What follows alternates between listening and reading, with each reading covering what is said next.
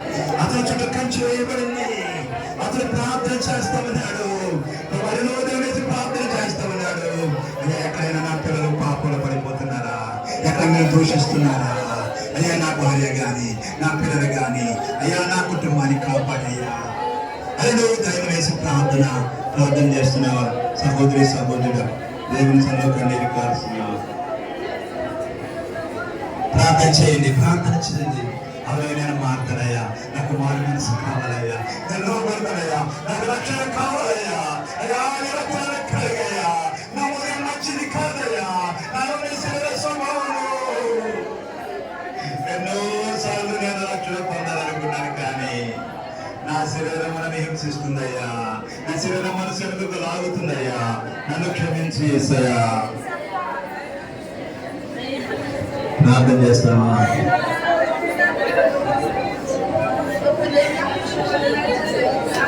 విన్న బోధ ఇది నాకు కాదు అని నిర్లక్ష్యముగా వినలేదావా నీవు? మారు మనసు పొందవా? విన్న బోధ ఇది నాకు కాదు అని నిర్లక్ష్యముగా వినలేదావా నీవు? మారు మనసు పొందవా? రేపురనే రోజునయందు, రేపురనే రోజునయందు మరణము సంధింపగా మోక్ష మార్గము ఇక లేదుగా. మరణము సంధింపగా మోక్ష మార్గము ఇక లేదుగా. ప్రియుడా, పాపిగానే జీవింతువా, పాపమునందే మరణింతువా. ప్రియుడా, పాపిగానే జీవింతువా.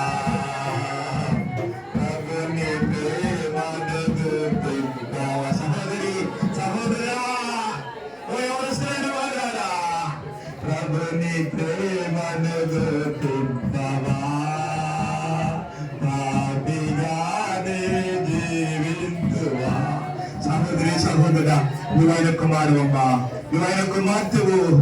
ఆయన దగ్గర నువ్వు ఉండాలని, ఆయన నీతో ఉండాలని నీలో తన ఆత్మ ఉంచినాడమ్మా.